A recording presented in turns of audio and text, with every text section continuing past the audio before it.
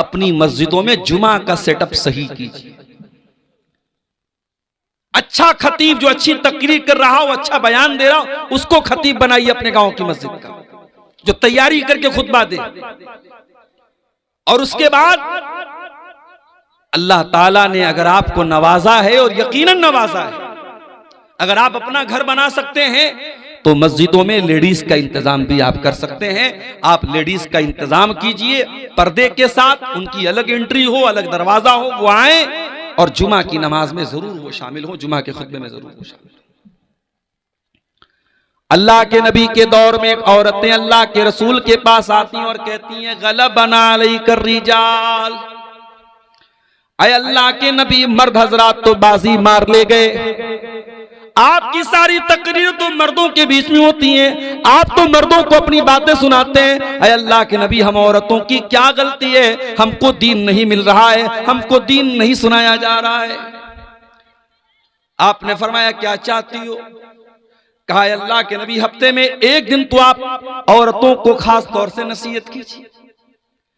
आपने हफ्ते का एक दिन मुकर्रर किया और नबी के दौर की औरतें उस एक दिन में अल्लाह के रसूल के पास आती थी और अल्लाह के नबी औरतों के लिए स्पेशल तकरीर करते थे, खुतबा देते थे, उनको समझाते थे, उनको नसीहत करते थे। और यहां तक कि जब आपने उस तकरीर में सदका और खैरात की फजीलत बयान की, अल्लाह की राह में दान करने की फजीलत बयान की, तो कई औरतों ने अपने कान के और अपने गले के जेवरात उतार के दे दिए अल्लाह की राह में। औरत आज भी अगर मेहनत की जाए, कोशिश की जाए, तो मर्दों से ज्यादा उसके अंदर दीन की तड़प और मोहब्बत होती है मेरे प्यारे साथियों। लेकिन आपने अपनी औरतों को दूर करके रखा है, आपने अपनी औरतों को दीन से दूर करके रखा है। और यही वजह है कि आज हालात इतने बेकाबू हो चुके हैं। आज ज़िनाकारी के वाकयात इस कदर हो रहे हैं कि अल्लाह की पनाह है मेरे प्यारे साथियों। मेरे पास फोन आता है, मौलाना हमारे यहाँ एक लड़का लड़की ने ज़िना कर लिया, क्या किया जाए? कोई इस्लामी कानून तो है नहीं। तो कहीं कहीं लोगों ने बताया कि उसको 10 डंडा मार देते हैं, 10 डंडा मार देते हैं, ये सोच करके कि चलो भाई इस्लाम में 100 कोड़े की सजा है, हमारा एक डंडा 10 कोड़े के बराबर, 10 डंडा मार दिया 100 कोड़ा हो गया। अजीब मंतीक है भाई। और फिर वो 10 डंडा मारने के बाद आपको ये लगता है कि ज़िना नहीं होगा।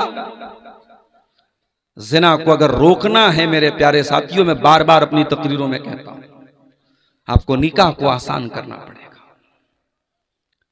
अपने समाज के बच्चों को मोबाइल से बचाना होगा। ये 5 साल से लेकर के बच्चों से लेकर 50 साल के बूढ़े तक के हाथ में मोबाइल है, इंटरनेट फ्री है, इंटरनेट आम है, और ज़िनाकारी और बदकारी से रिलेटेड तमाम चीजें लोगों के मोबाइल की स्क्रीनों पर पहुंच रही हैं। कहां से रोकेंगे आप इस सैलाब को? कहां से रोकेंगे इस तूफान को? अल्लाह के प्यारे नबी फरमाते, अलैना निज़िनाहु मन नजर, आंखों का ज़िना गलत चीजों को देखना है। वलुज़ना निज़िनाहु मल इस्तिमा, कानों का ज़िना गलत चीजों को सुनना है। वल्लिसानु ज़िनाहुल कलाम, और जबान का ज़िना गंदी चीजों को मुंह से निकालना है। वल्यदु ज़िनाहुल बत्शु, और हाथ का ज़िना गलत चीजों को टच करना है। वर्रिजलु ज़िनाहुल खुता, और पैरों का ज़िना गलत चीजों की तरफ चल के जाना है।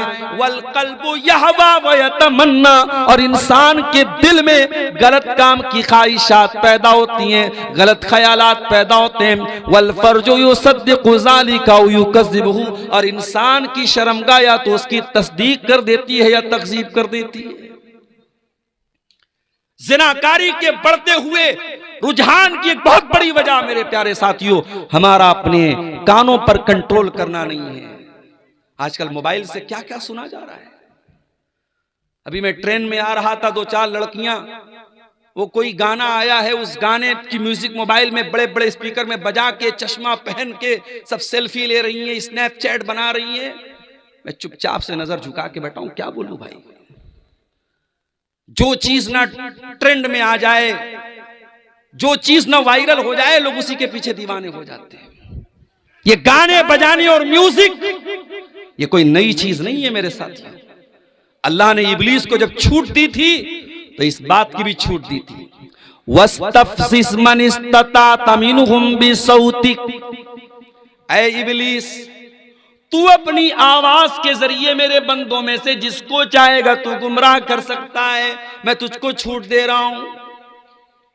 व अजलिब अलैहिम बिखैलिका व रजिलिका, और ऐ इब्लीस मेरे बंदों के लिए तू अपने चेलों चपेड़ों को लगा दे। वो पैदल चल करके भी मेरे बंदों को गुमराह करने की कोशिश करेंगे, वो सवार हो करके भी मेरे बंदों को गुमराह करने की कोशिश करेंगे। शैतान के चेले दो टाइप के होते हैं, एक पैदल होते हैं, एक सवार होते हैं। पैदल और सवार का मतलब समझते हैं आप? मतलब यह हुआ कि शैतान का हमला दो टाइप का होता है। एक बहुत फास्ट होता है, जो कमजोर ईमान वाला होता है शैतान उस पर फास्ट हमला करता है, और जो मजबूत ईमान वाला होता है शैतान उसको स्लोली स्लोली स्लोली स्लोली धीरे धीरे, जैसे आदमी पैदल चलता है। जैसे हम लोग पुल पार करके आए, बाइक पर बैठ के आए, कुछ लोग बेचारे डर रहे तो पैदल पुल पार कर रहे, तो पैदल वाला देर में पहुंचेगा। तो शैतान के जो चेले हैं वो कुछ पैदल भी हैं, कुछ सवार पर भी हैं। अल्लाह ने दोनों की छूट दे दी, जा तू अपने सवारों के जरिए भी मेरे बंदों को गुमराह कर सकता है, अपने पैदल चेलों के जरिए भी मेरे बंदों को गुमराह कर सकता है। वशारिकुहुम फिल अमवाली वल औलाद, और ऐ शैतान तू मेरे बंदों के माल में शरीक हो जा, उनकी औलाद में शरीक हो जा।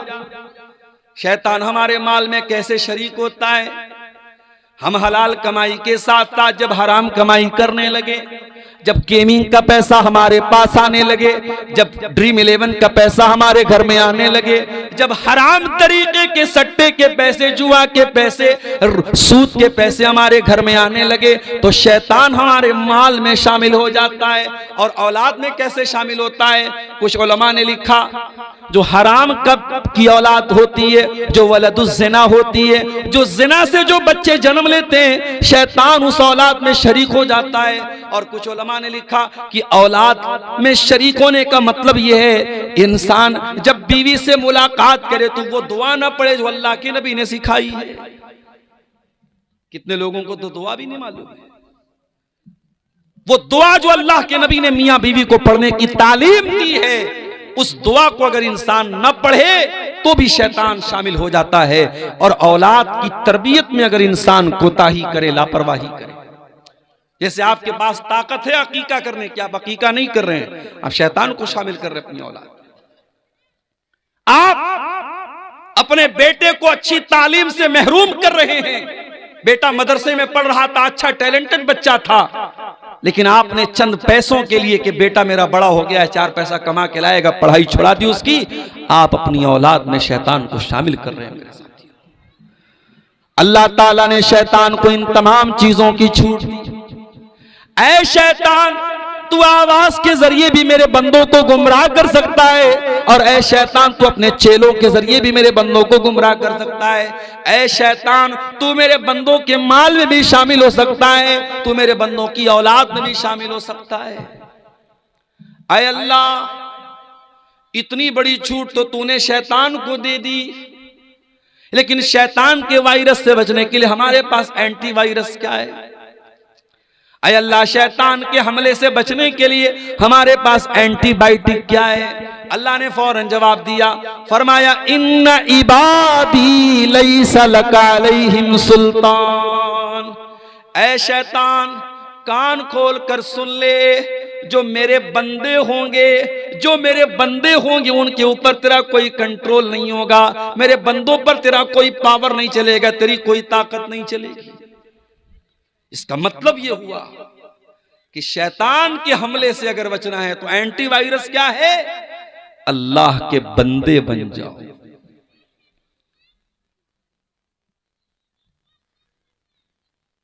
कहां गरम कर, अल्लाह के बंदे बन जाओ। बंदे कैसे बनोगे अल्लाह के? बंदा वो होता है जो अपने मालिक का वफादार होता है, जो अपने मालिक के साथ दगाबाजी नहीं करता है। जो मुसलमान नमाज में आकर के इय्याका नअबुदु व इय्याका नस्तईन, अय अल्लाह हम तेरी ही इबादत करते हैं और तुझ ही से मदद मांगते हैं। और मस्जिद के बाहर निकलने के बाद वो 11वीं शरीफ का खिचड़ा बनवा रहा है, बिरयानी बनवा रहा है। अभी कहा मैं सफर में गया था, हाँ याद आया, जबलपुर गया था मैं। जबलपुर में मेरा प्रोग्राम था और इत्तेफाक से जिस दिन प्रोग्राम था उसी दिन अजमेर वाले बाबा का उर्स था। अब भाई जबलपुर वालों ने मेरा प्रोग्राम रख दिया, पोस्टर भी छप गया, बैनर भी छप गया। अब उसके बाद जहां प्रोग्राम था वो हमारे टनाटन भाइयों का इलाका था जो 11वीं मनाते हैं और कब्रों और मज़ारों को मानते हैं। अब उन लोगों, इसके पहले मेरी वहां तकरीर हो चुकी थी और उन लोगों ने बड़े गौर से मेरी तकरीर सुनी थी, उनको मेरी तकरीर पर कोई ऑब्जेक्शन नहीं था। लेकिन जब उनको ये मालूम हुआ कि जिस दिन वो ख्वाजा अजमेरी का उर्स मनाते हैं उसी दिन ये प्रोग्राम है, उन लोगों ने कहा कि नहीं, ये प्रोग्राम हम लोग नहीं होने देंगे। जबलपुर के लोगों ने मुझसे कॉल किया, मैंने कहा कोई बात नहीं, उनको एतराज है, आप जलसा कैंसिल कर दीजिए, मस्जिद में कर लीजिए जलसा, बाहर मैदान में मत कीजिए। तो वहां जब मैं गया तो मैंने अपनी आंखों से यह मंजर देखा कि साहब उनके नाम पे ख्वाजा मोइनुद्दीन चिश्ती अजमेरी के नाम पे, जिनको ख्वाजा गरीब नवाज भी कहा जाता है, आप लोगों के यहाँ भी कहीं कहीं देखेंगे दुकानों का नाम लिखा जाता है KGN mobile shop, KGN biryani centre. तो केजीएन का मतलब क्या होता है? ख्वाजा गरीब नवाज। मैं एक मरतबा गुलबर्गा गया था, वहां एक भाई ने बड़ा अच्छा इसका मतलब बताया। उसने कहा केजीएन का मतलब होता है कोई गारंटी नहीं।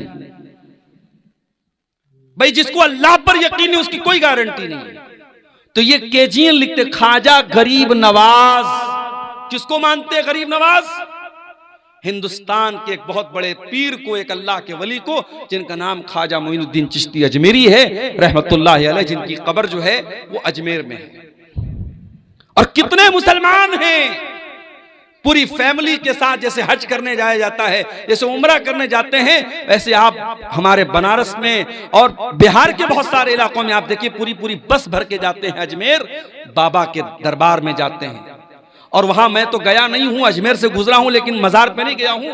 वहां लोगों ने बताया जन्नती दरवाजा भी है, एक दरवाजा भी लगा है, उसमें अकीदा यह है कि इस दरवाजे से जो गुजर जाएगा वो जन्नत में चला जाएगा।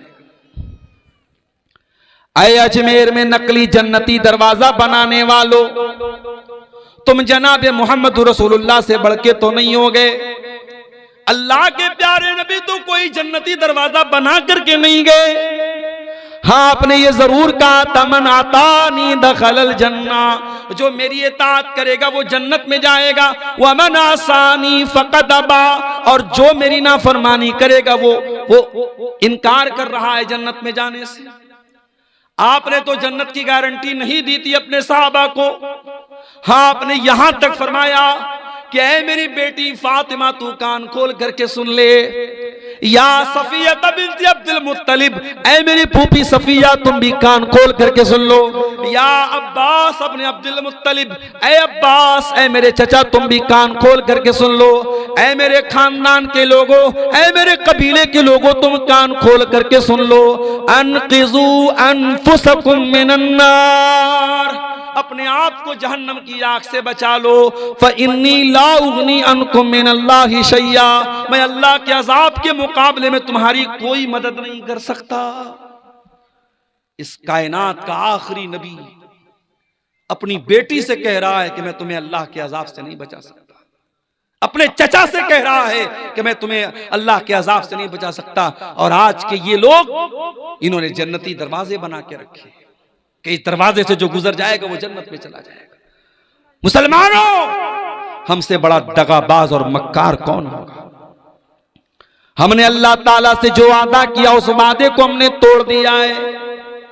इन्ना इबादी लैसा लका अलैहिम सुल्तान, अल्लाह ने शैतान से कहा था जो मेरे बंदे होंगे, जो हकीकत में मेरे बंदे होंगे, उनके ऊपर तेरा जोर नहीं चलेगा।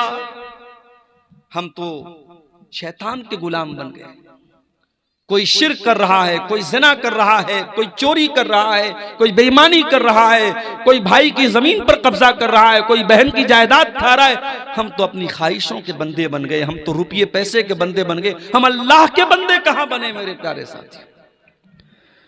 अल्लाह के बंदे बन जाओ, शैतान का कोई जोर नहीं चलेगा तुम पर।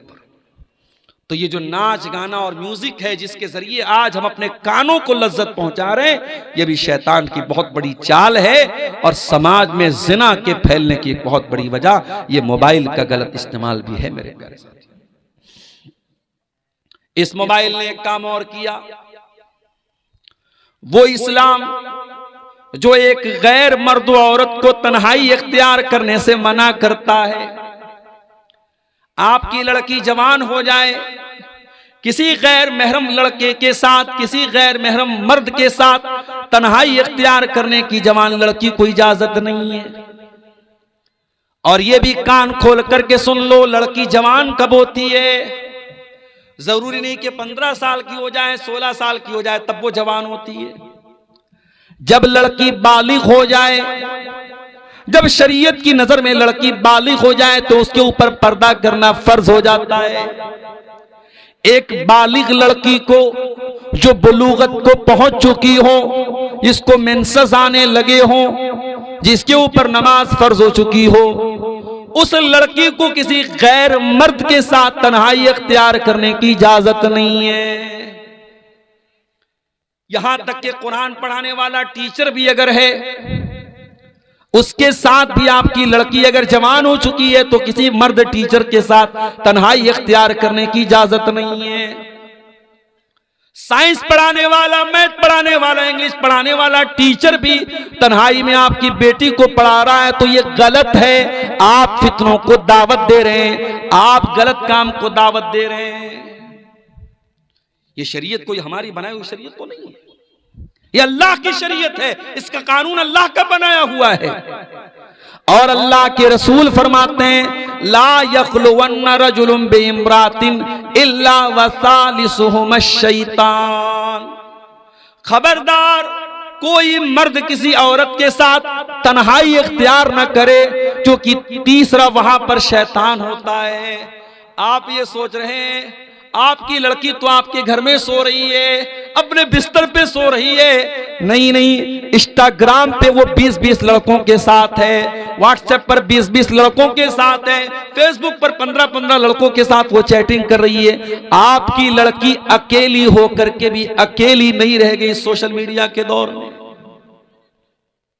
मेरे भाइयों, आज ये सोशल मीडिया हमारे समाज के नौजवानों को, लड़कों को, लड़कियों को हराम रिश्तों में और हराम रिलेशनशिप में इनको जोड़ रहा है, इनको बांध रहा है। और अंजाम क्या है इसका? अंजाम इतना भयानक है कि आप सोच भी नहीं सकते। अंजाम यह है कि भाई नकली आईडी बना करके चैटिंग कर रहा है अपनी ही बहन से, बहन भी नकली नाम से चैटिंग कर रही है अपने ही भाई से। भाई को नहीं मालूम कि मैं अपनी बहन से बात कर रहा हूं, बहन को नहीं मालूम कि मैं अपने भाई से बात कर रही हूं। दोनों ने नकली आईडी बनाई हुई है। एक दूसरे से प्यार और मोहब्बत की बातें करने के बाद जब मिलना तय हुआ, होटल का कमरा तय हो गया और उस होटल में जब वक्त मौऊद पर, वक्त मुकर्ररा पर जब लड़का मिलने जाता है, क्या देखता है कि अपनी ही सगी बहन से वो मिलने जा रहा है। दोनों ने एक दूसरे को देखकर शर्म से नजरें झुका ली और वहां से वापस चले गए। हो लोगो, तुम किसी और की बहन बेटी के साथ जो काम करने जा रहे हो सकता है कि वही काम तुम्हारी बहन बेटी के साथ कोई और करने वाला हो। इसीलिए जब एक नौजवान अल्लाह के रसूल के पास आया और उसने आकर के ज़िना की इजाजत मांगी और फरमाया, कहा, अय अल्लाह के नबी, इज़न ली बिज़िना, मुझे ज़िना की इजाजत दे दीजिए। अल्लाह के नबी का समझाने का अंदाज कितना प्यारा था।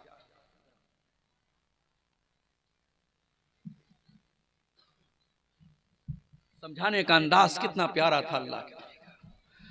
पढ़ाने वाले टीचरों को, वाज करने वाले वाइजों को, वक्तव्य पेश करने वाले वक्ताओं को, तकरीर करने वाले मुकर्रिरों को आज सीखने की जरूरत है जनाब मोहम्मद रसूलुल्लाह सल्लल्लाहु अलैहि वसल्लम। आज तो हमारा हाल ये है, हमें किसी के बारे मालूम हो जाए कि ये लड़का गलत काम कर रहा है तो हम समझाने की बात कहां करते, हम तो मारने की, पीटने की और उसको समाज से बेदखल करने की बात करते हैं। वो नौजवान आता है, ऐ अल्लाह के नबी, मैं जिना की इजाजत चाहता हूं। अल्लाह के नबी ने कोई गुस्सा नहीं जाहिर किया। गौर करना, नबी का दौर है, सहाबा का दौर है, खुलेआम वो नौजवान आता और जिना की इजाजत मांग रहा है। अल्लाह के नबी अपने करीब उसको बुलाते हैं और एक ही सवाल पूछते हैं, तो हिब्बुहु लि उम्मिका, ये बताओ कि क्या तुम ये पसंद करोगे कि तुम्हारी मां के साथ ये हरकत की जाए? नौजवान कहता है, ऐ अल्लाह के नबी, मेरी जान आपके ऊपर कुर्बान, मेरे माँ बाप आपके ऊपर कुर्बान, मैं क्या कोई भी अपनी मां के लिए काम पसंद नहीं करेगा? आपने पूछा, तो हिब्बुहु लि उख्ती का, क्या तुम ये पसंद करोगे तुम्हारी बहन के साथ ये हरकत की जाए? ऐ अल्लाह के नबी, मेरी जान आपके ऊपर कुर्बान हो, मैं क्या कोई भी अपनी बहन के लिए पसंद नहीं करेगा? आपने मां का नाम लिया, आपने बहन का नाम लिया, आपने बेटी का नाम लिया, आपने फूफी का नाम लिया, आपने खाला का नाम लिया, और इन सारे रिश्तों का नाम लेने के बाद आपने फरमाया कि ऐ नौजवान, जब तू ये नहीं चाहता है कि तेरी मां के साथ ये हरकत हो, तेरी बेटी के साथ ये हरकत हो, तेरी बहन के साथ ये हरकत हो, तेरी फूफी के साथ ये हरकत हो, तेरी खाला के साथ ये हरकत हो, तो वलन्नासु युहिब्बूनहु, लोग भी नहीं पसंद करते। तुम ज़िना करोगे तो किसी न किसी की बहन होगी, किसी न किसी की बेटी होगी, किसी न किसी की खाला होगी, किसी न किसी की फूफी होगी। फिर अल्लाह के नबी ने बड़े प्यार से उस नौजवान के दिल पर, सीने पर हाथ रखा और दुआ की, अल्लाहुम्मा अग़फ़िर ज़ंबहु व तहिर क़ल्बहु व हस्सिन फ़र्जहु। ऐ अल्लाह, इस नौजवान के गुनाहों को तू बख्श दे, ऐ अल्लाह इसके दिल को पाक कर दे, ऐ अल्लाह इसकी शर्मगाह की हिफाजत फरमा दे। मुस्नद अहमद की सही रिवायत है, वो नौजवान वहां से चला जाता है और उस दिन के बाद से उस नौजवान के दिल में बुराई का ख्याल तक भी नहीं आता है।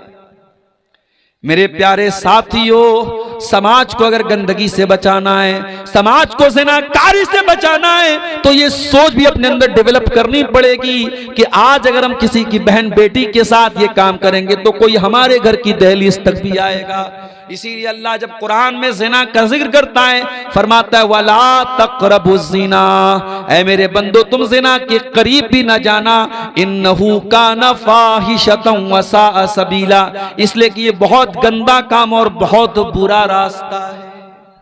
अल्लाह ने ज़िना को रास्ता कहा है। उलमा ने लिखा है इस आयत की तफसीर में कि अल्लाह ने ज़िना को रास्ता इसीलिए कहा है कि रास्ते में कमिंग एंड गोइंग दोनों होता है, आवागमन होता है, आना और जाना दोनों होता है। अगर आप ज़िना के रास्ते पे चल के कहीं जा रहे हैं तो सेम उसी रूट पर से कोई आएगा भी। इसीलिए इंसान को ज़िना कारी और बदकारी का जब ख्याल आए तो ये चीज भी जरूर अपने दिल में सोचनी चाहिए।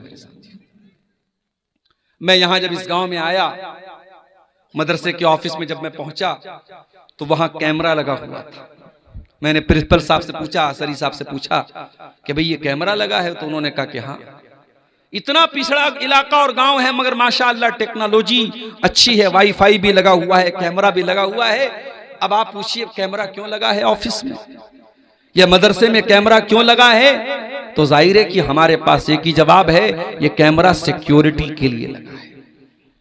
ये कैमरा इस बात के लिए लगा है कि कहीं कोई अपराधी अपराध करने के पहले सोच ले कैमरे में रिकॉर्ड हो रहा है, और कैमरा लगने के बाद वाकई में अपराध कम हो जाता है और जुर्म करने वाला मुजरिम वो डर जाता है कि नहीं साहब हमारा कैमरा सब रिकॉर्ड कर। अब तो माशाल्लाह कैमरे सब वाईफाई से जुड़े हैं। आप पलसा के रहने वाले हैं, आप दिल्ली में रहें, मुंबई में रहें, दुनिया के किसी कोने में चले जाएं, वाईफाई से आप अपने मोबाइल पर आप अगर वाईफाई लगा है कैमरे में तो आप नेट से पूरी दुनिया में। अभी हमारे एक दोस्त उम्रा करने के बनारस के अपने मकान को वो खाली करके गए तो मकान में वो कैमरा लगा के गए हैं और घर में वाईफाई है। तो बता रहे मक्के और मदीने से हम नजर रख रहे कि हमारे घर में कौन आ रहा है कौन जा रहा है। तो मेरे प्यारे साथियों, ये कैमरा आज इंसान को अपराध से बचा रहा है। अगर दुनिया में इंसान का बनाया हुआ कैमरा अपराध से बचा सकता है तो अल्लाह ताला का कैमरा क्यों नहीं बचा सकता? दुनिया का कैमरा तो वाईफाई का मोहताज है, अल्लाह का कैमरा तो वाईफाई का मोहताज भी नहीं है। अल्लाह का कैमरा तो कभी खराब होने वाला भी नहीं है। मा यल्फिज़ु मिन क़ौलिन इल्ला लदैहि रक़ीबुन अतीद। अल्लाह का कैमरा तो जबान से निकलने वाले एक एक लफ्ज को रिकॉर्ड कर रहा है। इन्नहु अलीमुम बिज़ातिस सुदूर। अल्लाह का कैमरा तो दिल के अंदर चलने वाले ख्यालात को भी रिकॉर्ड कर रहा है। व इन्ना अलैकुम लहाफिज़ीन किरामन कातिबीन। अल्लाह की रिकॉर्डिंग करने वाले फरिश्ते सब कुछ रिकॉर्ड कर रहे हैं, और जो कुछ हम कर रहे हैं वो सब रिकॉर्ड कर रहे हैं, और कयामत के दिन वो रिकॉर्डिंग हमारे सामने पेश करेंगे। दुनिया का कैमरा फेल भी हो सकता है, खराब भी हो सकता है, उसके अंदर की जो फाइल है वो डिलीट भी हो सकती है, मगर अल्लाह ताला का कैमरा तो ऐसा है। मछली के पेट में यूनुस अलैहिस्सलाम है, मछली के पेट में, मछली के पेट का अंधेरा है, समंदर का अंधेरा है, रात का अंधेरा है, तीन अंधेरों में यूनुस अलैहिस्सलाम है। दुनिया के किसी नेटवर्क की कवरेज नहीं है, दुनिया को कोई नेटवर्क वहां नहीं पहुंच सकता है।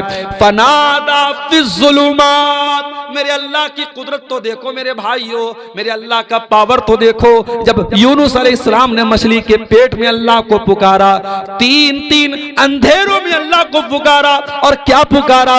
ला इलाहा इल्ला अंता सुब्हानका इन्नी कुन्तु मिनज़ ज़ालिमीन। अय अल्लाह तेरे सिवा मेरा कोई सहारा नहीं है, अय अल्लाह तू पाक है, मैं जालिम हूं। मछली के पेट में यूनुस अलैहिस्सलाम ने दुआ की, अल्लाह ने वहां पर भी उनकी दुआ को सुन लिया। जहां कोई कवरेज ना हो वहां अल्लाह का कवरेज है। नबी के दौर में एक औरत ने, उसके शौहर ने ज़िहार कर लिया। औरत का नाम खौला बिन्त सालबा था। शौहर ने ज़िहार कर लिया। अरब में दस्तूर था, जब शौहर बहुत गुस्से में होता था बीवी के ऊपर तो कह देता था, अंते कज़ार उम्मी अलैया, तू मेरे लिए वैसी ही है जैसे मेरी माँ की पीठ है।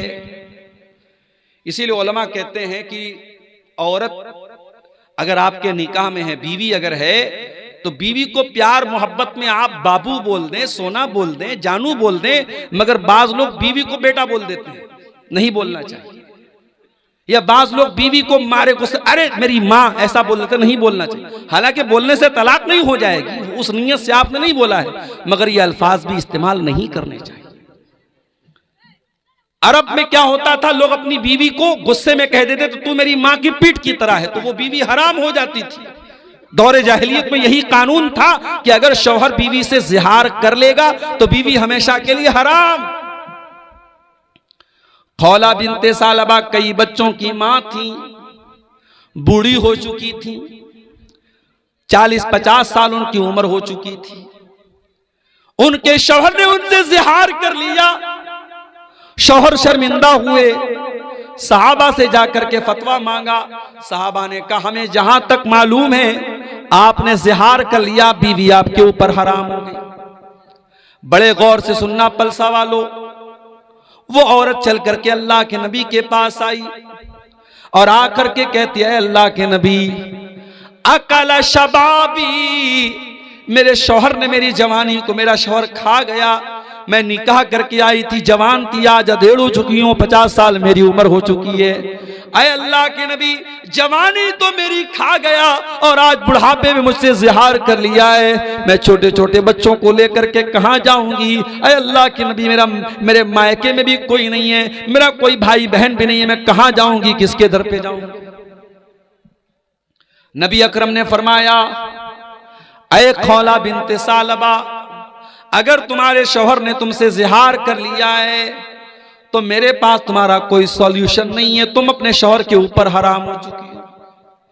इतना कह करके वो औरत रोने लगी और अल्लाह के नबी ने इतना कह करके दरवाजा बंद कर लिया। हो लोगो, तुमने तो नारे लगा के रखे हैं कि हम तो रसूल के दरबार से जाके हर चीज ले लेंगे, यहां तो रसूल ने भी अपना दरवाजा बंद कर लिया है। वो औरत रोती हुई घर आती है और आकर के वजू करती है, मुसल्ला बिछाती है और अल्लाह की बारगाह में सजदे में गिर जाती है और कहती है अल्लाह मेरा सजदे से, तेरी बारगाह में ये सजदे से सर तब तक न उठेगा जब तक तू मेरे बारे में कुरान की कोई आयत नाजिल न कर देगा, जब तक मेरे बारे में शरीयत का कोई हुक्म नाजिल न कर देगा। आए अल्लाह मैं तेरी दुखियारी बंदी कहां जाऊंगी? आज तेरे नबी ने भी अपना दरवाजा बंद कर लिया है, तेरे नबी से मैंने झगड़ा किया, बहस किया, मगर उन्होंने भी कोई सुनवाई नहीं की और उन्होंने भी कह दिया कि मैं अपने शौहर के ऊपर हराम हो चुकी हूं। अय अल्लाह अब तू ही कोई रास्ता निकाल दे। ये कह करके खौला बिनते सलबा अल्लाह की बारगाह में सजदा करके रोने लगती है। दुआ का बड़ा बेहतरीन जो उसकी जगह है वो सजदा है। अगर आपको कोई दुआ अल्लाह से करनी है, कोई चीज मांगनी है, जिनके घर में औलाद नहीं है उनको तरीका बता रहा हूं, जो नौकरी के लिए परेशान है उनको तरीका बता रहा हूं, जो रोजगार के लिए परेशान है उनको तरीका बता रहा हूं। रात के आखिरी पहर में उठो, जिस पहर में दुनिया सो रही है, ये टाइम अल्लाह को मनाने का टाइम है। ये वो टाइम है जब अल्लाह खुद आसमान दुनिया पर नाजिल होता है और कहता है मेरे बंदो मुझसे मांगो मैं तुम्हें दूंगा। ये जो रात का आखिरी पहर है, फजर के 2 घंटा 1.5 घंटा पहले का जो टाइम है, ये बड़ा प्यारा टाइम है और यही वो टाइम है ततजाफा जुनूबुहुम अनिल मज़ाज यदऊन रब्बहुम खौफन व तमा। अल्लाह के नेक बंदे उसी टाइम बिस्तर से अलग होकर के अल्लाह को पुकारते रहते हैं, यदऊन रब्बहुम खौफन व तमा, वो अल्लाह के अजाब से डरते भी हैं और अल्लाह से रहमत की उम्मीद भी लगाते हैं। ओ औलाद से महरूम जोड़ो, ओ रोजी रोटी से परेशान लोगो, ओ कारोबार से परेशान लोगो, रात में उठा करो, तहज्जुद पढ़ा करो और तहज्जुद के सजदे में गिर करके अल्लाह से अपना सवाल करो, अल्लाह से मांगो तुम्हें जो मांगना है। खौला बिनते सलबा अल्लाह से दुआ करती हैं और अल्लाह कुरान की आयत नाजिल कर देता है, कद समिअल्लाहु कौलल्लती तुजादिलुका फी ज़ौजिहा व तश्तकी इलल्लाह। ऐ मेरे नबी, अल्लाह ताला ने उस औरत की फरियाद को सुन लिया जो आपसे आकर के झगड़ा कर रही थी। तश्तकी इलल्लाह, आपसे झगड़ा कर रही थी और अल्लाह से शिकवा कर रही थी। वल्लाहु यस्मउ तहावुरकुमा, और ऐ नबी जब आप उस औरत से बातचीत कर रहे थे, अल्लाह ताला आपकी और उस औरत की बातचीत को सुन रहा था। हजरत आयशा कुरान की आयत के नाजिल होने के बाद कहती हैं, बड़ी पाक है वो ज़ात जो अर्श के ऊपर मुस्तवी है, जो 7वें आसमान के ऊपर अर्श पर उसकी जात है, लेकिन वो अर्श वाली जात अपनी बंदी की बातचीत को सुन रही थी। अल्लाह ताला अपनी उस बंदी की बातचीत को सुन रहा था, जबकि मैं वो आना फी नाहियतिल बैत, मैं उसी घर के कोने में थी, मैं उस औरत की बात नहीं सुन पाई, मगर नबी से उस औरत ने जो बातचीत की वो अल्लाह ताला ने सुन ली। ये ईमान होना चाहिए हमारा, अल्लाह का वो डर होना चाहिए हमारे अंदर। दुनिया में कोई देखे या ना देखे, अल्लाह देख रहा है, और अल्लाह जो देख रहा है मेरे प्यारे साथियों, तो अल्लाह हिसाब भी लेगा। फमन यामल मिस्काल ज़र्रतिन खैरन यरा, जर्रा बराबर तुम कोई नेकी करोगे वो भी सामने देख लोगे। वमन यामल मिस्काल ज़र्रतिन शर्रन यरा, और जर्रा बराबर तुम कोई गुनाह करोगे वो भी तुम अपने सामने देख लोगे। अल्लाह के तराजू पर सबको तौला जाएगा। फमन यामल मिस्काल ज़र्रतिन खैरन यरा, अल्लाह के तराजू पर तुम्हारे नामे आमाल में अगर कोई नेकी होगी तुम उसको भी सामने देख लोगे। वमन यामल मिस्काल ज़र्रतिन शर्रन यरा, और जर्रा बराबर नामे आमाल में कोई गुनाह होगा वो भी तुम देख लोगे।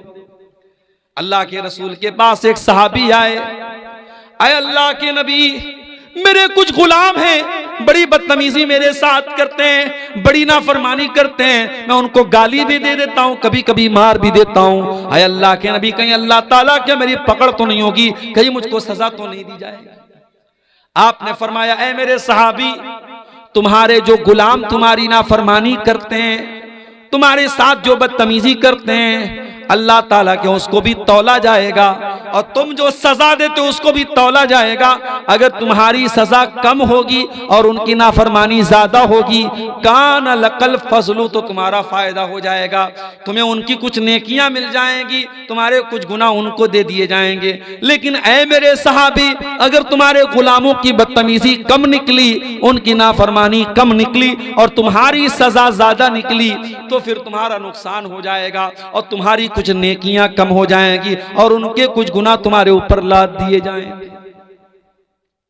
नबी ने इतना कहा, सहाबी एक कोने में गए, ज़ारो कतार रोने लगे, दहाड़े मार मार के रोने लगे और कहने लगे, अल्लाह के नबी, मैं अपने गुलामों को सजा तो देता हूं मगर मैं नाप तौल के नहीं देता हूं। मैंने नाप तौल के तो नहीं दिया है, मुझे क्या पता कहीं अगर मेरी सजा ज्यादा हो गई और उनकी नाफरमानी कम हो गई, अय अल्लाह के नबी, तब तो मेरा बहुत नुकसान हो जाएगा। आपने फरमाया, ऐ मेरे सहाबी, क्या तूने कुरान की आयत नहीं पढ़ी है? अल्लाह ने कुरान में फरमाया, व नज़उल मवाज़ीनल क़िस्त लियौमिल क़ियामा, हम कयामत के दिन इंसाफ का तराजू रखेंगे। व इन काना मिस्काल हब्बतिन मिन खरदलिन अतैना बिहा, और एक राई के दाने के बराबर भी अगर कोई चीज होगी, अल्लाह के तराजू पर तुम्हारे सामने आ जाएगी। व कफा बिना हासिबीन, और अल्लाह जब हिसाब लेगा तो एक एक चीज का हिसाब लेगा। ऐ मेरे साहबी, तुमने अपने गुलामों को जो सजा दी है वो तो तौली जाएगी, वो तो नापी जाएगी। साहबी ने कहा, ऐ अल्लाह के रसूल, मैं इतना बड़ा खतरा मोल नहीं ले सकता, मैं इतना बड़ा रिस्क मोल नहीं ले सकता। मैं आपको गवाह बना के कहता हूं, इन्नी उशहिदुकुम अला अन्नहुम अहरारुन कुल्लुहुम, ऐ अल्लाह के नबी, मैं आपको गवाह बना के कहता हूं, मैं अपने सारे गुलामों को आजाद कर रहा हूं। आज देश से भ्रष्टाचार क्यों नहीं खत्म हो रहा है? क्यों ये करप्शन हो रहा है? क्यों ये पुल टूट जाते हैं? क्यों ये सड़कें खराब बनती हैं? क्यों ये चोरी होती है? क्यों ये बेईमानी होती है? क्योंकि डर का एहसास नहीं है, जवाबदेही का एहसास नहीं, किसी को जवाब देना है। स्कूल में पढ़ाने वाला टीचर, फोन आ गया, अधिकारी आ रहा है, टीचर होशियार हो जाता, अधिकारी आ रहा है, बच्चों जल्दी से किताब खोल लो। टाइम से सारे टीचर स्कूल में आ गए, अधिकारी आ रहा है। तुम्हें दुनिया के ऑफिसर का इतना डर है कि तुम दुनिया के ऑफिसर के आने पर अपने काम को सही तरीके से करने लगते हो।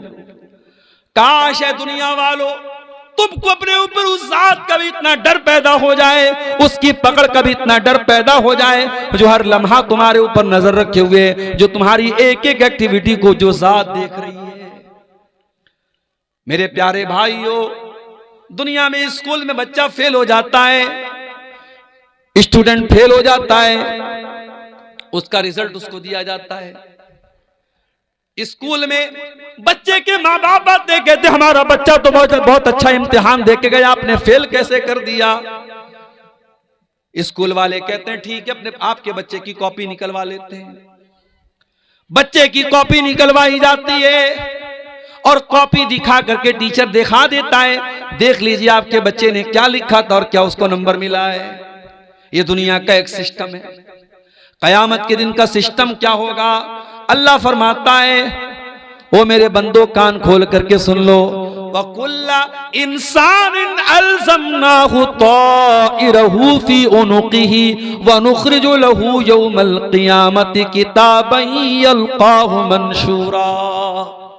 ऐ मेरे बंदो, हम कयामत के दिन हर इंसान की गर्दन में उसका नाम-ए-आमाल टांग देंगे, उसकी जिंदगी भर की किताब टांग देंगे, उसका जिंदगी भर का कच्चा चिट्ठा उसकी गर्दन में टांग देंगे और हम कहेंगे, इक़रा किताबका कफ़ा बिनफ़्सिकल यौमा अलैका हसीबा। ऐ मेरे बंदे, आज हम तेरा हिसाब नहीं लेंगे, आज तू खुद अपना हिसाब कर ले। तेरी किताब क्या बोल रही है, तेरे नाम-ए-आमाल क्या बोल रहे हैं, तू खुद अपना हिसाब कर ले, हमें कुछ बताने की, कहने की जरूरत नहीं है। दुनिया में अपराधी जेल में जाता है, बड़ा अपराधी होता है तो जेल में उसको वीआईपी ट्रीटमेंट मिलता है, जेलर से उसकी दोस्ती हो जाती है। बाज अपराधियों के बारे में तो यहां तक मिला कि उनको जेल में एसी कमरा मिलता है, पसंद का खाना मिलता है, मुर्गा मिल रहा है, मटन मिल रहा है, जेल न हुई साहब, घर से अच्छा हो गया। अल्लाह ताला के ऐसा कोई सिस्टम नहीं है। अल्लाह के यहां जो मुजरिम है उसको कोई बचाने वाला नहीं है। और कयामत के दिन अगर मुजरिम सोचेगा मैं झूठी गवाही दे के बच जाऊं, मैं झूठ बोल के बच जाऊं, अल्लाह फरमाता है अल यौमा नख्तिमु अला अफवाहिहिम व तुकल्लिमुना अयदीहिम व तशहदु अर्जुलुहुम बिमा कानू यक्सिबून। मेरे बंदो, हम तुम्हारे मुंह पर आज मुहर लगा देंगे। आज तुम्हारा हाथ तुम्हारे खिलाफ गवाही देगा, तुम्हारा पैर तुम्हारे खिलाफ गवाही देगा। हाथ बोलेगा क्या क्या तुमने किया है, पैर बोलेगा क्या क्या तुमने किया है। हत्ता इज़ा मा जाऊहा शहीदा अलैहिम समूहुम व अबसारुहुम व जुलूदुहुम बिमा कानू यामलून। इंसान के कान उसके खिलाफ गवाही देंगे, इंसान की आंखें उसके खिलाफ गवाही देंगी, इंसान की चमड़ी उसके खिलाफ गवाही देगी। वक़ालू लिजुलूदिहिम लिमा शहीदतुम अलैना, और इंसान अपनी चमड़ी से कहेगा तू कैसे बोल रही है। क़ालू अंतक़नल्लाहुल्लज़ी अंतक़ कुल्ल शै, इंसान की चमड़ी कहेगी आज अल्लाह ने हमको बोलना सिखाया, हम बोल सकते हैं। जब आज एआई का दौर आ गया, एआई के दौर में इतनी चीजें जो इम्पॉसिबल थी पॉसिबल हो गई।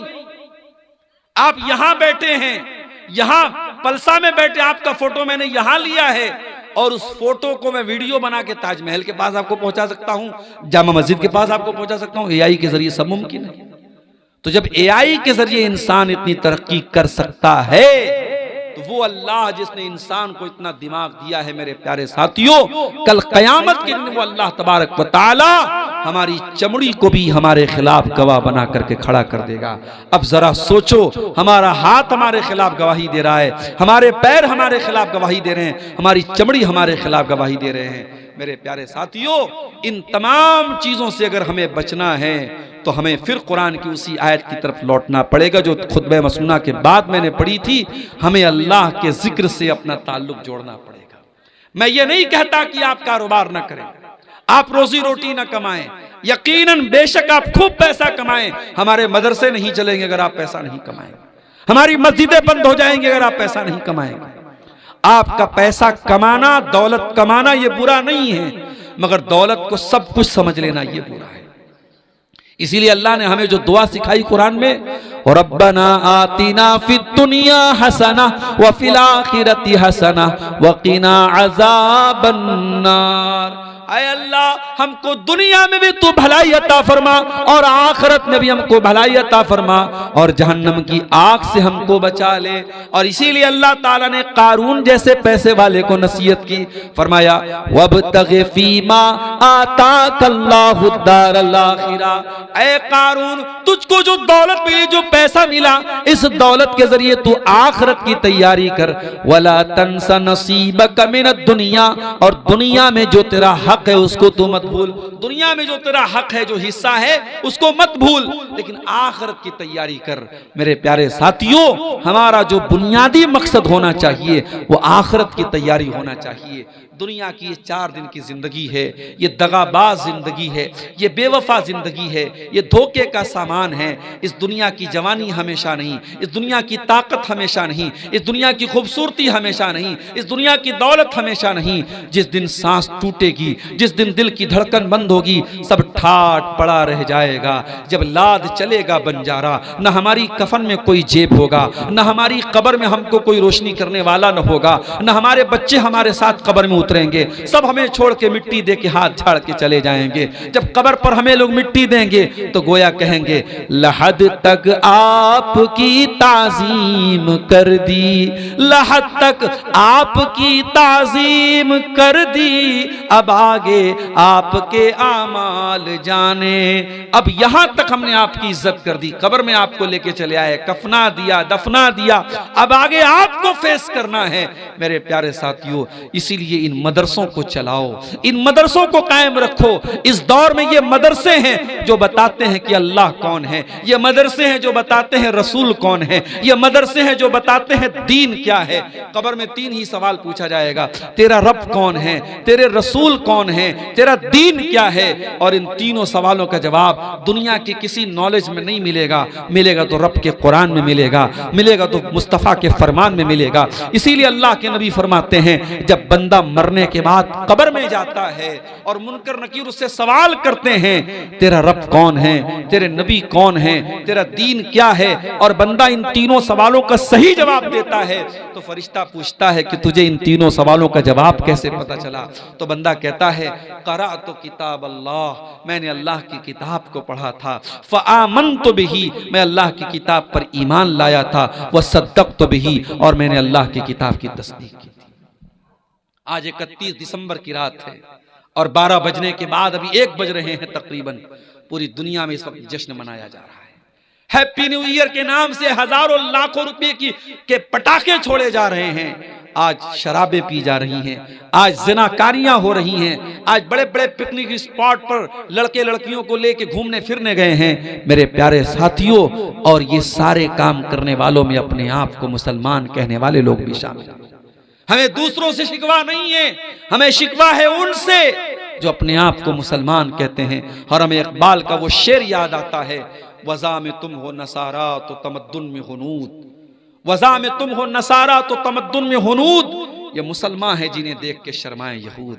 हमारी कौन सी हरकत ऐसी है जो हमको मुसलमान दिखा रही है, जब हमारा रहन सहन, हमारी औरतों का लिबास, हमारी चाल ढाल सब कुछ ये बता रही है कि हमारा इस्लाम से कोई लेना देना नहीं है, तो फिर हम किस चीज के मुसलमान हैं मेरे प्यारे साथियों। इसलिए हमें और आपको कुरान की उस आयत पर अमल करना चाहिए, या अय्युहल्लज़ीना आमनू उदखुलू फिस्सिल्मि काफ़ा, ऐ ईमान वालो अधूरे मुसलमान मत बनो, दावेदारी वाले मुसलमान न बनो, ज़बानी मुसलमान न बनो, इस्लाम में पूरे के पूरे दाखिल हो जाओ।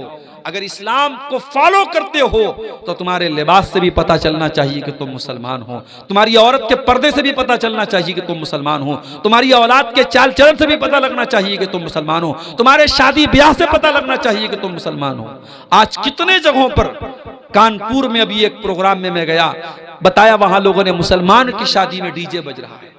अपने आप को अहले हदीस कहने वाले कुछ लोग भी ऐसे हैं वहां जो आज अपने शादियों में डीजे बजवा रहे हैं और गाने नाच गाने करवा रहे हैं। ये शर्म से चुल्लू भर पानी में डूब मरने की बात है मेरे साथियों। अगर हमारी शादियों में और गैरों की शादियों में कोई फर्क नहीं है तो फिर हम काहे के मुसलमान हैं। नबी ने फरमाया, मन तशब्बह बिकौमिन फहुवा मिनहुम, जो किसी कौम की नकल करे वो उन्हीं में से। इसीलिए ये बर्थडे मनाना, ये एनिवर्सरी मनाना, ये सालगिरह मनाना, ये नया साल मनाना, ये मदर्स डे मनाना, ये फादर्स डे मनाना, ये चोंचलेबाजी इस्लाम में नहीं है, माफ कीजिएगा। अगर फादर से मोहब्बत है, बाप से मोहब्बत है, तो बाप के लिए फादर्स डे का इंतजार न करो, रोजाना टाइम निकालो, बाप के साथ बैठो, बाप के सुख दुख में शामिल हो जाओ। और ये बात याद रखो, तुम दुनिया में जितनी भी तरक्की कर लो, तुम अपने बाप के बेटे ही रहोगे। बाप के एहसानात से तुम कभी पीछा नहीं छोड़ा सकते मेरे साथ। बाप जब तक जिंदा है तुम्हें कदर नहीं हो रही है, जिस दिन बाप जाएगा तुम्हें अंदाजा होगा कितने बोझ थे जो तुम्हारा बाप अपने सर पे उठाता था, और तुमको तुम्हारे बाप ने बिल्कुल तुमको उससे बरी करके रखा था, तुम्हें बेखौफ करके रखा था। ये मदर्स डे मनाने वाले, घर में बूढ़ी माँ बेचारी खांस रही है, उसकी दवा के पैसे नहीं है, और ये व्हाट्सएप पे स्टेटस लगा रहा है, माँ ये होती है, माँ वो होती है, माँ के सम्मान पे लेक्चर झाड़ रहा है। ये चोंचलेबाजियां इस्लाम की नहीं है मेरे प्यारे साथ, इस्लाम बरी है इनसे। इसलिए अपने आप को इन चोंचलेबाजियों से आजाद करो, अपने निकाह को सिंपल बनाओ। निकाह में लड़के को वलीमा करना है, वलीमा की ताकत है तो वलीमा करो, वो भी ताकत नहीं तो वलीमा फर्ज नहीं, जरूरी नहीं है वलीमा। और मैं कभी कभी सोचता हूं, लोग बैंक से लोन लेके शादियां करते हैं। इसी बिहार में मेरे पास नमूने मौजूद हैं, लोगों ने बताया मौलाना अपना खेत बेच के लड़की की शादी लोग करते हैं, जमीनें बेच के लड़की की शादी करते हैं। और ये सारी कुर्बानी देकर जब आप शादी करते हैं और लोगों को दावत खिलाते हैं, तो ये बेगैरत लोग आपके यहां आकर के दावत खाएंगे, हाथ धो के चले जाएंगे और कहेंगे अरे यार खाना बहुत अच्छा नहीं था, चावल ऐसा था तो गोश्त ऐसा था तो रोटी ऐसी थी, वो कमेंट करके चले जाएंगे। इसका मतलब यह हुआ कि हम हजारों लोगों को जो खाना खिला रहे हैं अपनी गाड़ी कमाई से, कर्जे लेकर, लोन लेकर, ये हमारे कोई खैर खा लोग नहीं है। कहीं कहीं तो बारात लौट गई है साहब, बारात के मतलब का नाश्ता नहीं मिला, बारात के मतलब का खाना नहीं मिला, बारात लौट जाती है। इतने बेगैरत हो चुके हैं मेरे प्यारे साथियों हम और आप। एक इंसान न जाने कहां कहां से इंतजाम करके अपनी बेटी की शादी करता है, उसकी इज्जत का सवाल होता है, और वहां बाराती जाकर के वहां एटीट्यूड दिखाता है कि हमें ये नाश्ता चाहिए और हमें वो नाश्ता, हमें देसी मुर्गा चाहिए और हमें ये चाहिए। वहां जाकर के तुम नौटंकी करते हो। चुल्लू भर पानी में डूब मरना चाहिए। न इस्लाम में बारात की कोई हैसियत है, न जहेज की कोई हैसियत है, न ये बारातियों के एटीट्यूड की कोई हैसियत है।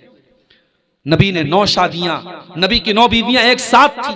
नबी ने टोटल 11 शादियां की। नबी की बीवियों में कौन सी बीवी की शादी के मौके पर नबी बारात लेके गए, जरा बता दो हमको। नबी की 4 बेटियां थी, कौन सी बेटी को नबी ने जहेज दिया, जरा बता दो हमें। आज हम और आप अपने आप को अहले हदीस बोलते हैं। हमारा हाथ सीने पर, हम नमाज में रफुल यदैन करने वाले, आमीन जोर से बोलने वाले, सिर्फ हम नमाज के अहले हदीस हैं, सिर्फ हम इबादत में अहले हदीस हैं? नहीं मेरे साथी, हमें अपनी शादियों में भी अहले हदीस बनना पड़ेगा। हमें अपने लेन देन में भी अहले हदीस बनना पड़ेगा। अहले हदीस वो है जो कुरान और हदीस पर चलने वाला हो, जिसका अखलाक भी कुरान और हदीस वाला, जिसकी शादी ब्याह भी कुरान और हदीस वाली, जिसका लेन देन भी कुरान और हदीस वाला। आज अफसोस की बात है, कितने हमारे इसी सीमांचल के इलाके में मैं देखता हूं, नमाज से कोई मतलब नहीं। पैसा आ रहा है, मदरसे में खूब चंदा दे रहे हैं, मस्जिद में खूब चंदा दे रहे हैं, नमाज से कोई मतलब नहीं। अल्लाह की रस्सी बहुत ढीली करके रखी। अल्लाह ने जिन रस्सी टाइट कर लेगा, तुम्हें सड़क पर आते हुए देर नहीं लगेगी। दुनिया में मिसालें मौजूद हैं। कल करोड़पति थे, आज सड़क पर आ गए। कल बादशाह थे, आज भीख कटोरा मांग के भीख मांग रहे हैं, कटोरा लेकर। अल्लाह की पकड़ से डरो मेरे भाइयों। अगर तुम नमाज नहीं पढ़ते और तब भी अल्लाह रोजी दे रहा है, तुम अल्लाह को याद नहीं करते तब भी तुम्हारा काम चल रहा है, तो ये मत समझो कि अल्लाह तुमसे खुश है। अल्लाह ने ढील दे के रखी, और जिस दिन अल्लाह रस्सी को टाइट करेगा तुम्हारे पास भागने का रास्ता नहीं बचेगा। इसीलिए अल्लाह कुरान में कहता है, रिजालुल्ला तुलहीहिम तिजारतुम वला बैउन अन जिक्रिल्लाह। हकीकत में मर्द वो लोग होते हैं जो कारोबार भी करते हैं, जो लेन देन भी करते हैं, मगर उनका कारोबार उनको अल्लाह के जिक्र से, नमाज से गाफिल नहीं करता है। यखाफून यौमन ततक़ल्लबु फीहिल क़ुलूबु वल अब्सार। वो उस दिन से डरते हैं जिस दिन आंखें अपनी जगह पे नहीं रहेंगी, कलेजे अपनी जगह पे नहीं रहेंगे, आंखें उलट पलट जाएंगी, कलेजे उलट पलट जाएंगे। नमाज पढ़ो मेरे भाइयों, अपने बच्चों को भी नमाजी बनाओ, अपने घर का माहौल ऐसा बनाओ कि एक आदमी भी नमाज न पढ़े तो उसका हिसाब लिया जाए। माए जब मुसल्ले पर बैठे तो बेटियों को लेकर के बैठे, माँ अपनी बच्चियों को नमाजी बनाए, बाप अपने बच्चों को नमाजी बनाए। ईसा अलैहिस्सलाम जब दुनिया में पैदा हुए, अपनी माँ की गोद में पहला लफ्ज उन्होंने क्या बोला था? काला इन्नी अब्दुल्लाह, मैं अल्लाह का बंदा हूँ। आतानी अल किताबा व जालनी नबिया, अल्लाह ने मुझको अपनी किताब दी, अल्लाह ने मुझको अपना नबी बनाया। व जालनी मुबारकन ऐनमा कुन्तु व औसानी बिस्सलाह, और अल्लाह ने मुझे बरकत वाला बनाया, और अल्लाह ने मुझे नमाज का हुक्म दिया है। ईसा अलैहिस्सलाम दूध पीते बच्चे हैं, अपनी माँ की गोद में पहला जुमला क्या बोलते हैं? अल्लाह ने मुझे नमाज का हुक्म दिया है। अगर ईसा अपनी माँ की गोद में नमाज की बात कर रहे हैं, तो मेरे प्यारे साथियों, हमारी और आपकी जिंदगी में भी नमाज होनी चाहिए। आइए, ये रात का सुहाना वक्त है, हम इस वक्त में ये अज़्म करें, ये अहद करें, और यहां से ये अहद करके जाएं कि अगर हमारी जिंदगी में नमाज नहीं है तो हम नमाज लाएंगे। अगर हमारी जिंदगी में अल्लाह का जिक्र नहीं है तो हम जिक्र लाएंगे, हम अल्लाह को याद करेंगे। और याद रखो मेरे भाइयों, मुल्क के हालात बहुत अच्छे नहीं हैं। अभी इस मुल्क में एक मुफ्ती साहब ने जब एक गैर मुस्लिम को, गैर मुस्लिम ही उसको कहा जाएगा, जो अल्लाह को नहीं मानता वो मुसलमान कहाँ है, एक मुल्हिद को एक मुसलमान आलिम दीन ने जब उसको लाजवाब कर दिया तो ये बात बहुत सारे लोगों को हजम नहीं हुई। अब मुफ्ती साहब के पुराने पुराने वीडियोस निकाल करके मुफ्ती साहब के खिलाफ एक माहौल बनाया जा रहा है, और दुआ कीजिए अल्लाह खैर का मामला करे, वरना बहुत बड़ी मुसीबत में मुफ्ती साहब को डालने की कोशिश हो रही है। हालात ये है मेरे प्यारे साथियों, और इन हालात में हमारी जिम्मेदारी क्या है? हमारी बहुत बड़ी जिम्मेदारी ये है कि हम अल्लाह से अपना ताल्लुक मजबूत करें मेरे साथियों। अगर अल्लाह हमसे नाराज रहेगा तो हम दुनिया में कभी इज्जत नहीं पा सकते। इज्जत और जिल्लत अल्लाह के हाथ में। वलिल्लाहिल इज्जतु वली रसूलिही वलिल मोमिनीन। इज्जत अल्लाह के लिए, इज्जत रसूल के लिए, इज्जत ईमान वालों के लिए। व तुइज्जु मन तशा व तुज़िल्लु मन तशा। अल्लाह जिसे चाहता है इज्जत देता है, अल्लाह जिसे चाहता है जिल्लत देता है। अगर हमें दुश्मन की चाल से बचना है, अगर हमें जालिमों के जुल्म से बचना है, तो हमें अल्लाह से अपना ताल्लुक मजबूत करना पड़ेगा मेरे साथियों। इसीलिए अल्लाह कुरान में कहता है फज़कुरूनी अज़कुरुकुम वश्कुरूली वला तकफुरून। मुझे याद करो मैं तुम्हें याद करूंगा। ऐ मेरे बंदो, जब तुम्हारी जिंदगी में हमारा जिक्र होगा, जब तुम हमको याद करोगे तो हम तुमको याद करेंगे। जब तुम हमारा शुक्रिया अदा करोगे तो हम तुम्हें दुनिया में इज्जत देंगे। मेरा शुक्रिया अदा करो, मेरी नाशुक्री मत करो। इसीलिए अल्लाह ताला को अगर हम याद करेंगे तो अल्लाह ताला हर मौके पर हमको याद रखेगा और हम पर अपने कर्म की बारिश करेगा। इसलिए मेरे साथियों, मुल्क के मौजूदा हालात में जब हमें अपनी जान के मुतालिक, अपनी मसाजिद के मुतालिक, अपनी आबरू के मुतालिक, अपने वजूद के मुतालिक हमें बहुत सारे खतरात और अंदेशे हैं, ऐसे नाजुक मोड़ पर हम हिंदुस्तान में इस वक्त खड़े हैं। हमें और आपको अल्लाह से अपने ताल्लुक को मजबूत करने की जरूरत है मेरे प्यारे साथियों। और कुरान की वही आयत में फिर से रिपीट कर रहा हूं, वमन आरज़ अन ज़िक्री फ़इन्न लहू मईशतन ज़नका, कि जो मेरे जिक्र से मुंह मोड़ेगा हम उसकी जिंदगी को तंग बना देंगे और उसे क़यामत के दिन हम अंधा बना करके उठाएंगे।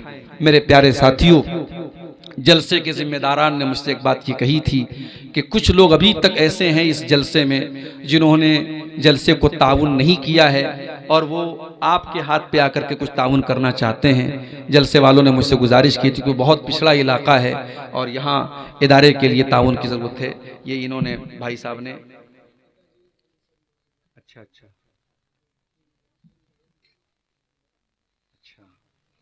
इन्होंने अपने वालिद साहब की तरफ से जो है ये 1000 रुपये का ताउन पेश किया है। जज़ाकल्लाहु खैरा, अल्लाह ताला इनके ताउन को कबूल फरमाए। आप लोग भी आगे बढ़िए, अब वक्त जो है ख़त्म हो चला है, तकरीर अपने आखिरी मरहले में है।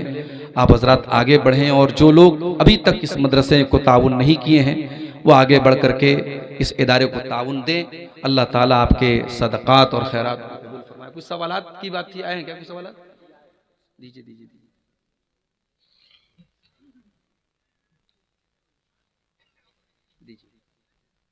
इकट्ठे दीजिए।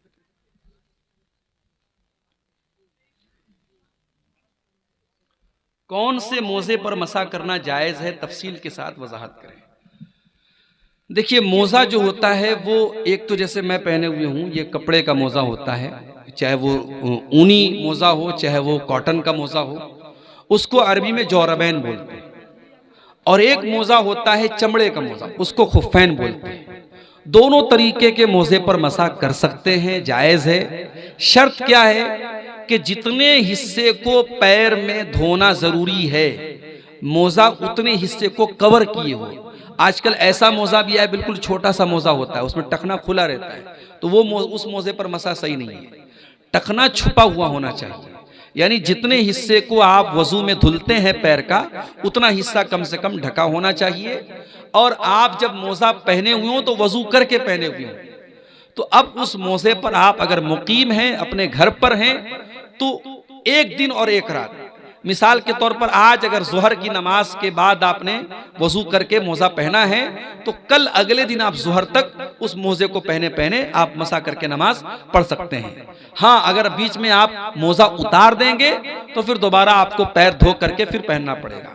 या इसी तरीके से अगर इंसान जनाबत की हालत में हो जाएगा, बीवी से मान लीजिए उसने ताल्लुक कायम किया या रात में उसको नाइट फॉल हो गया, तो अब वो उसको गुस्ल वाजिब हो गया उसके ऊपर, तो अब फिर वो मोजा उतारना पड़ेगा। वरना अगर वो वजू टूट रहा है बीच में, तो जब भी वजू टूटेगा वो वजू करेगा और पैर धोने के बजाय पैर पे मसा, मोजे पर मसा कर सकता है। वल्लाहु आलम बिस्सवाब। अच्छा, मुकीम के लिए 1 दिन 1 रात है, मुसाफिर के लिए 3 दिन और 3 रात है। खुदकुशी क्या है और उसके जनाजे में शरीक हो सकते हैं? खुदकुशी अपने आप को मौत के हवाले कर देना किसी भी तरीके से, चाहे कोई डूब करके मर जाए, कोई जो है फांसी लगा के मर जाए, जहर खा के मर जाए, अपने आप को खुद मौत के हवाले करता है अगर इंसान, तो ये खुदकुशी है, इस्लाम में हराम है। उसकी जनाजे की नमाज पढ़ी जाएगी। अलबत्ता जो उलमा हैं और जो समाज के जिम्मेदार लोग हैं वो जनाजे में शामिल न हो, ताकि और लोगों को इबरत हो। अल्लाह के नबी अलैहिस्सलाम के दौर में जब खुदकुशी का मामला आया तो आपने सहाबा से कहा कि तुम लोग जनाजा पढ़ लो। आपने जनाजा पढ़ने का हुक्म दिया, लेकिन आपने खुद नहीं पढ़ाया। तो इसमें दोनों मैसेज है, जनाजा पढ़ा जाएगा, वो मुसलमान है, उसको मुसलमान के कब्रिस्तान में दफन भी किया जाएगा, लेकिन जो उलमा हैं, जो जिम्मेदार हैं, वो परहेज करेंगे।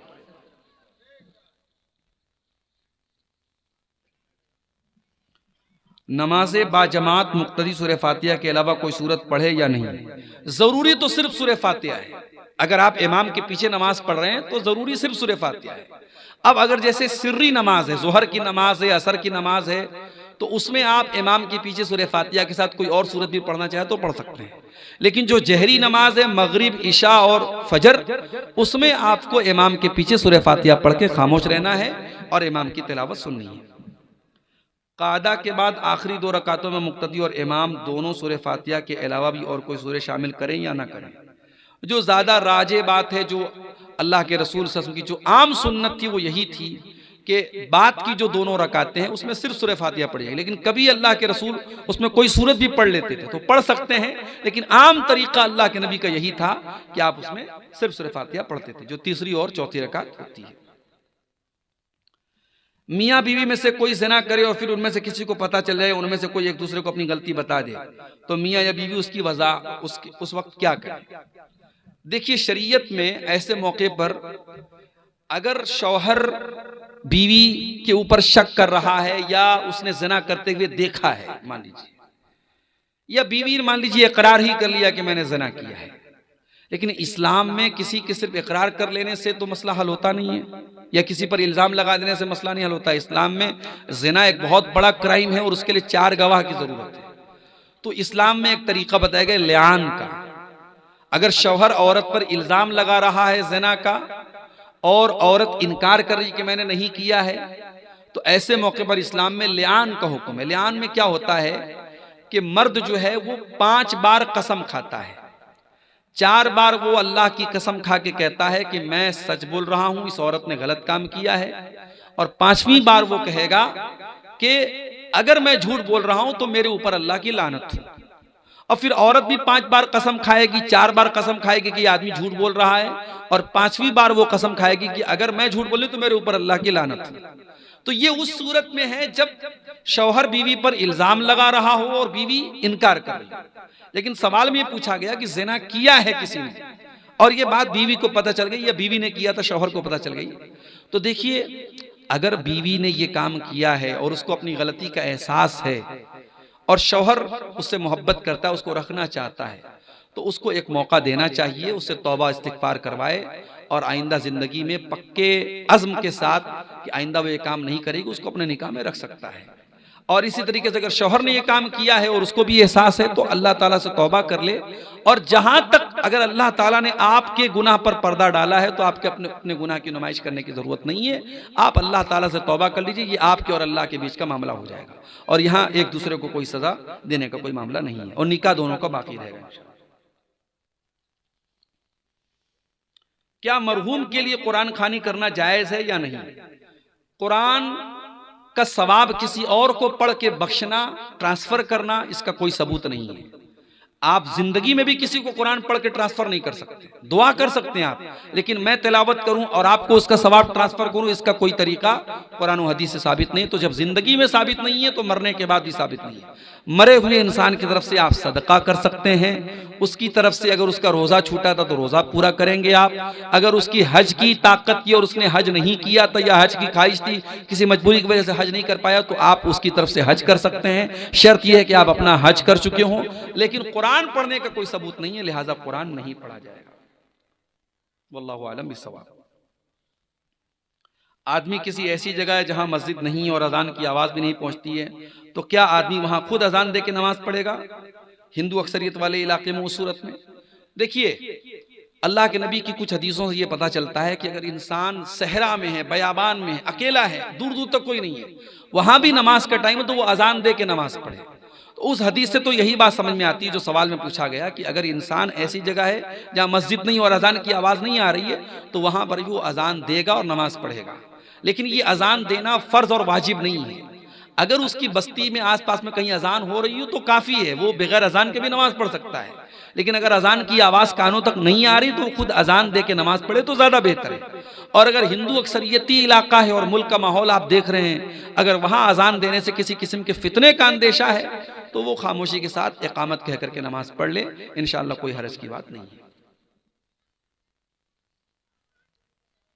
दुआए कुनूत के बारे में वजाहत कीजिए, हाथ उठा के कर सकते हैं या नहीं, रमजान में या गैर रमजान में? दुआए कुनूत में हाथ उठा करके भी पढ़ सकते हैं, बगैर हाथ उठाए भी पढ़ सकते हैं। अल्लाह के रसूल के सहाबा से हाथ उठा के दुआए कुनूत पढ़ना साबित है। नबी अलैहिस्सलाम से इस बारे में कोई क्लियर कोई सबूत नहीं मिलता, लेकिन सहाबा से मिलता है। लिहाजा दोनों तरीका जायज़ है। अगर इंसान हाथ बांधे बांधे भी दुआए कुनूत पढ़ना चाहे पढ़ सकता है, और हाथ उठा के पढ़ना चाहे पढ़ सकता है। लेकिन वितर की जो दुआए कुनूत है उसमें रुकू के पहले ज्यादा बेहतर है, रुकू के बाद भी पढ़ सकता है लेकिन रुकू के पहले ज्यादा बेहतर है। वल्लाहु आलम। क्या बीवी से 3 तलाक देने के बाद फिर शादी कर सकता है? अगर 3 तलाक एक साथ दिया है तो वो एक मानी जाएगी। अगर 3 तलाक तलाक तलाक तलाक ऐसे जो हमारे आमतौर से लोग बोल देते हैं तो वो एक तलाक मानी जाएगी। अगर इस तरीके से तलाक दिया है तो 3 पीरियड आने के पहले पहले उस औरत से इंसान रुजू कर सकता है, और 3 पीरियड अगर गुजर गया है, 3 बार औरत को हैज आ गया और शौहर ने रुजू नहीं किया, तो दोबारा उसी औरत से वो निकाह कर सकता है। नया निकाह करेगा, नया मेहर होगा। मगर एक तलाक वो दे चुका है, अब आइंदा कभी वो बीवी को तलाक देगा तो वो दूसरी मानी जाएगी। लेकिन अगर 3 अलग अलग टाइम में तलाक दिया है, एक बार तलाक दिया फिर रुजू कर लिया, फिर कभी तलाक दिया फिर रुजू किया, फिर तीसरी तलाक देने के बाद दोबारा फिर वो दोनों मियां बीवी शादी नहीं कर सकते।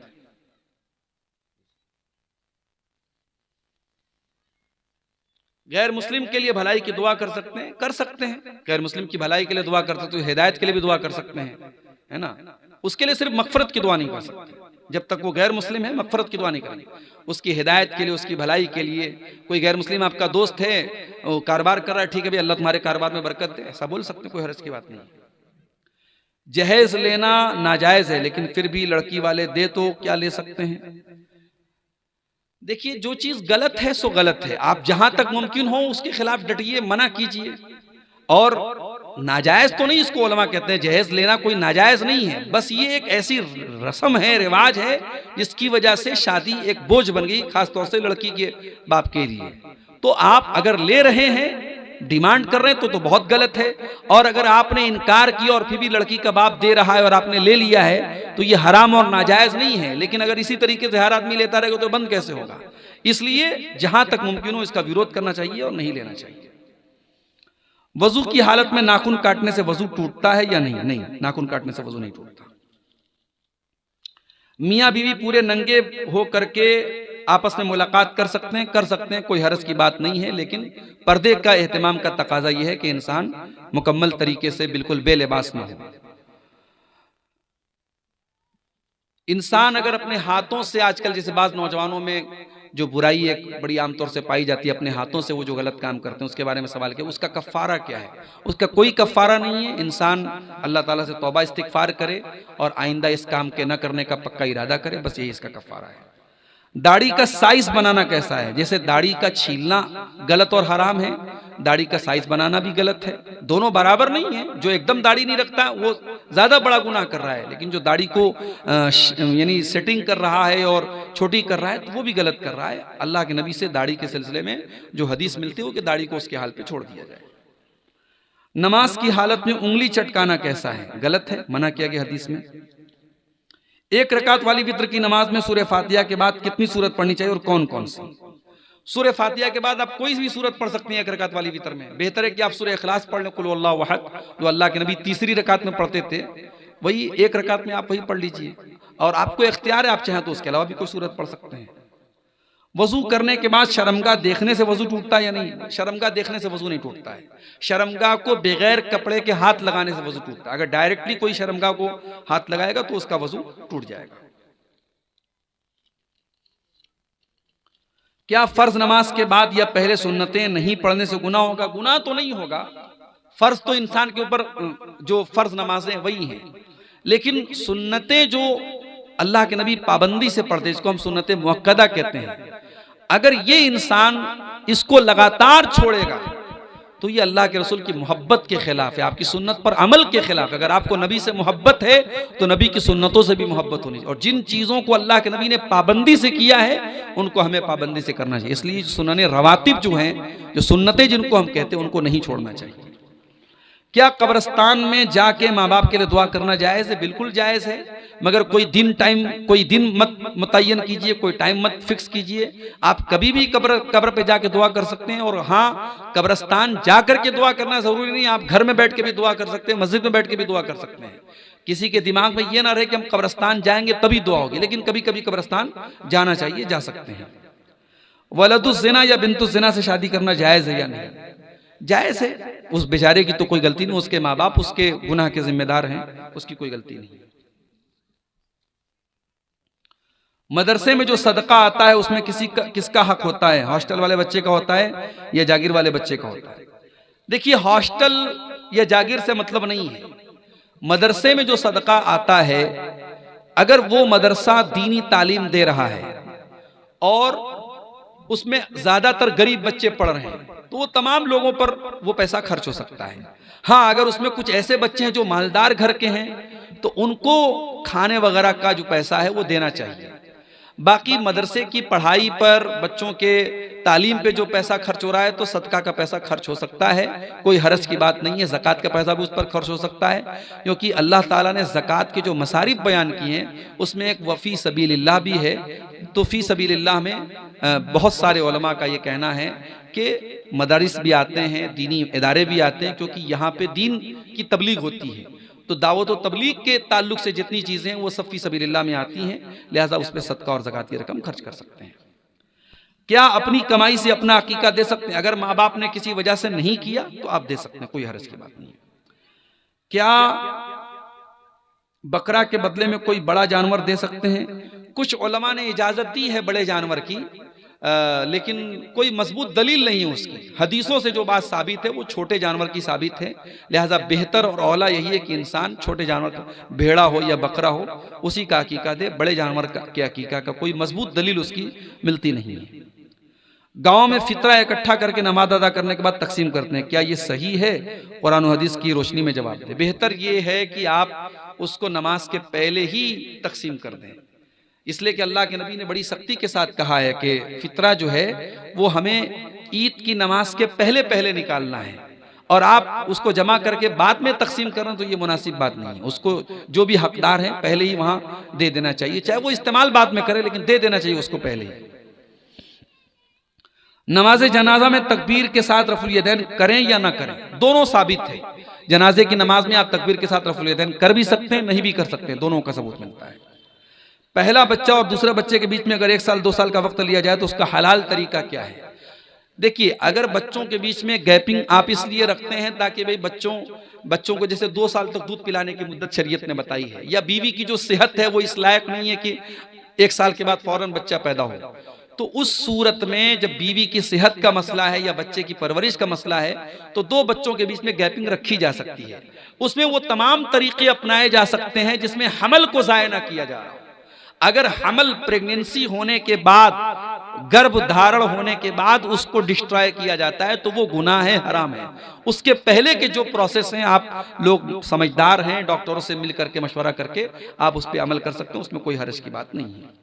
लेकिन कोई परमानेंट तरीका, जैसे नसबंदी होती है परमानेंट, वो हमेशा के लिए बच्चा बंद हो जाता है, तो वो चीज कराना जायज नहीं है। इल्ला ये कि औरत बहुत क्रिटिकल सिचुएशन में हो, डॉक्टरों ने कह दिया हो कि अब आगे अगर बच्चा होगा तो इसकी जान को खतरा है, तो उस सूरत में ऑपरेशन वगैरह कराया जा सकता है।